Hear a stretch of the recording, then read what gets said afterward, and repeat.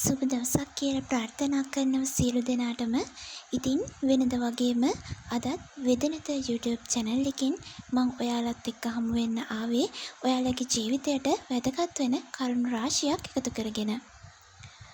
ගොඩක් දෙනෙන් මගෙන් අහන ප්‍රශ්නයක් තමයි බර අඩු කරගන්නේ කොහොමද කියලා. ඒ වගේම ඇඟ කෙට්ටු කරගන්නේ කොහොමද කියලා. අද මම බර අඩු කරගන්න ඇඟ කෙට්ටු කරගන්න පුළුවන් ක්‍රම 16ක් පිළිබඳව ඔයාලට කියලා දෙනවා.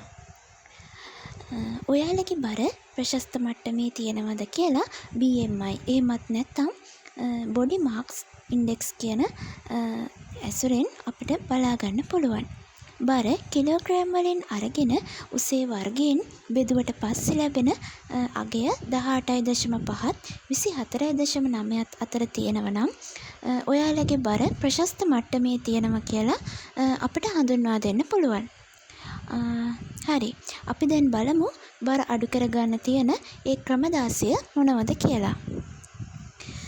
පළවෙනි කාරණාව හැටියට කෑම කන්න කලින් බඩ පිරෙන්න වතුර වීදුරුවක් බොන්න. එතකොට ඔයාලට තේරෙවි ඔයාලට තියෙන බඩගින්න අඩු වෙනවා කියලා. එතකොට ඔයාලට ගොඩක් කන්න ඕන වෙන්නේ නැහැ. ටිකක් කෑවම ඔයාලගේ බඩ ගොඩක් පිරෙලා කියලා දැනෙන්න පුළුවන්. ඒ වගේම දෙවෙනි කාරණාව ලෙස අපිට හඳුන්වන්න පුළුවන් ඔයාලා කන පිඟානේ සයිස් එක අඩු කරන්න. පොඩි භාජනයක කෑම කන්න පුරුදු වෙන්න. ජපානයේ මිනිසුන් බලන්නකෝ එයාලා කෑම කන්නේ පොඩි භාජනවල. ඒකත් එක හේතුවක් වෙනවා ජපානයේ මිනිස්සුන්ට සාපේක්ෂව කෙට්ටු වෙන්න. ඒ වගේම තමයි අපි සාමාන්‍යයෙන් කන්න පුරුදු වෙලා තියෙන්නේ බත් ගොඩකට වාංජන ටික ටික බෙදාගෙන. ඔයාලා මේක රිවර්ස් කරලා බලන්නකෝ. ඔයාලා කන බත් ප්‍රමාණය අඩු කරලා ව්‍යංජන ගොඩක් බෙදාගෙන කන්න පුරුදු වෙන්න. සාමාන්‍යයෙන් එළවලු පලා වර්ග වැඩිපුර ආහාරයට ගන්න පුරුදු වෙන්න. මේකෙන් ඔයාලගේ කාබෝහයිඩ්‍රේට් ප්‍රමාණය ගොඩක් අඩු කරගන්න පුළුවන්. ඒ තුළින් ඔයාලගේ තරබාරුකමත් අඩු කරගන්න පුළුවන්. ඒ වගේම තමයි දවස පුරාම හොඳට වතුර බොන්න. ඔයාලා බොන්න ඕන වතුර ප්‍රමාණය දැනගන්න පුළුවන්.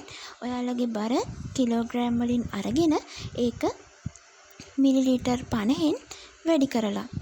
උදාහරණයක් විදියට කිලෝග්‍රෑම් 50ක් බර කෙනෙකුට දවසට මිලිලීටර් 2ක ප්‍රමාණයක වතුර බොන්න ඕනේ. ඒ වගේම තමයි උදේ හිස් බඩ තේ කෝපි වගේ දේවල් බොන්නේ නැතුව මී පැණි දෙහි නැත්තම් ලෙමන් දාලා හදන ඩ්‍රින්ක් එකක් ඔයාලට බොන්න පුරුදු වෙන්න පුළුවන්. ලා රස්නේ වතුරට ලෙමන් හෝ මී පැණි දාලා ඔයාලට මේ ඩ්‍රින්ක් එක හදා ගන්න පුළුවන්. මේකට සිනමන් එහෙමත් නැත්නම් කුරුඳු ටිකක් එකතු කර ගැනීමෙන් ඔයාලගේ ශරීරයේ තියෙන මේද මට්ටමත් අඩු කරගන්න පුළුවන්. මේ තුළින් ඔයාලට හෙල්දි බෙනිෆිට් එකක් ලබා ගන්න පුළුවන්. ඒ වගේම නිතර දෙවේලේ කන එක අපි අඩු කරන්න ඕනේ. ආහාර වේල් අතරතුර निराහාරව ෆාස්ටින් ඉන්න පුරුදු වෙන්න ඕනේ. ඒ අතරට ගොඩක් හොඳින් වතුර බොන්න. ඔයාලට කරන්න තියෙන්නේ රෑ කෑම එක කලින් අරගන්න.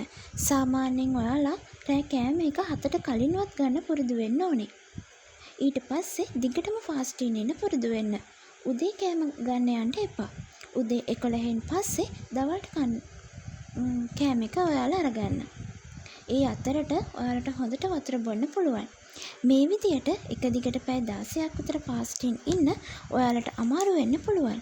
ඒ නිසා ඔයාලා ටික ටික ඒකට හුරු වෙන්න. මේ විදියට ෆාස්ටින් ඉන්නකොට අපේ ඇඟේ තියෙන අනවශ්‍ය තැන්පත් මේදය කීටෝන වලට හැරෙනවා. ඒ වගේම කෘත්‍රිම ආහාර ලබා ගන්න යන එකත් නවත්තන්න ඕනේ. ඒ වගේම තමයි පාන් පිටි කෑම ගොඩක් කාබෝහයිඩ්‍රේට් අඩංගු ආහාර අඩු කරන්න ඕනේ. ඒ වෙනුවට ප්‍රෝටීන් බහුල ආහාර වැඩි කරගන්න. ඒ වගේම කෙඳි සහිත ආහාර වැඩි කරගන්න. එළවලු, පළතුරු, පලා වර්ග සහ ෆයිබර් කෙඳි තියෙනවා ආහාර ගැනීමට ඔයාලා පුරුදු වෙන්න. ඒ කෙඳි වලින් අපේ ආහාර රුචිය ස්වභාවිකවම අඩු කරනවා.